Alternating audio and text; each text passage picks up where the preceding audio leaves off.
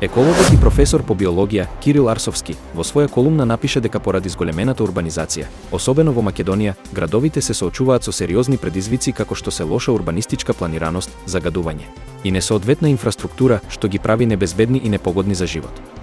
Ова укажува на итна потреба од подобрување на урбаните екосистеми за да се обезбеди квалитетен и безбеден живот за градските жители. Како што истакна тој во светски рамки, повеќе од половина од населението живее во градови, а се очекува до 2030 година овој процент да се зголеми на 60%. Овој тренд значи дека урбаните екосистеми ќе станат клучни за животот на луѓето, а нивниот квалитет и здравје ќе бидат од голема важност за одржливост на животната средина. Во Македонија, урбаните заедници се соочуваат со сериозни предизвици поради брзата и често нелегална урбанизација. Градовите се карактеризираат со непланско градење, недостаток на зеленило, загадени почви и слаба инфраструктура. Арсовски нагласи дека потребни се итни реформи и подобро планирање за да се подобри квалитетот на животот и да се намали ризикот за населението.